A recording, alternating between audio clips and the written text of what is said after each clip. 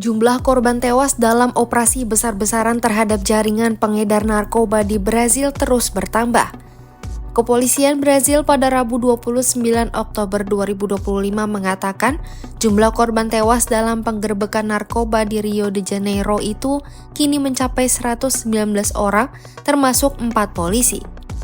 Pihak berwenang sebelumnya melaporkan bahwa korban tewas adalah 60 tersangka anggota geng dan 4 polisi.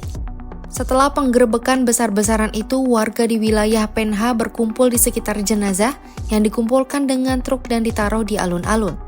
Mereka menyerukan kata pembantaian dan keadilan sebelum petugas forensik mengambil sejumlah jenazah.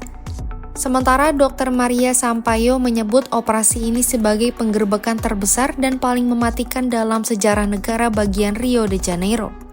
A morte não é uma coisa corriqueira, só no Rio que é assim. A morte não é todo dia que a gente vê como médico. Eu trabalho em emergência, trabalho com cardiologia, a gente não vê morte todos os dias, mas aqui no Rio de Janeiro, alguns momentos como esse, essa foi a operação mais letal, dizem, na televisão, da história do Rio de Janeiro, então...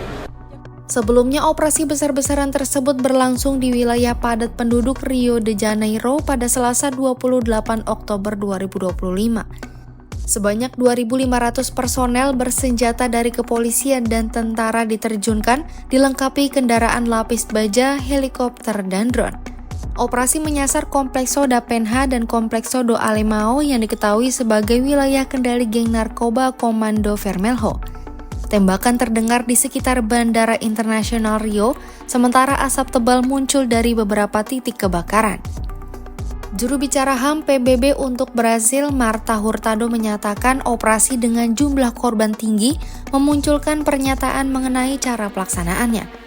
Hurtado menegaskan Brazil harus menghentikan siklus kekerasan ekstrim dan memastikan operasi penegakan hukum sesuai standar internasional penggunaan kekuatan.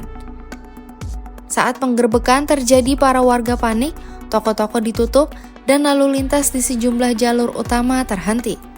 Bentrokan itu pun membuat sekolah dan universitas di wilayah terdampak ditutup. Jalanan juga diblokade dengan bus yang digunakan sebagai penghalang.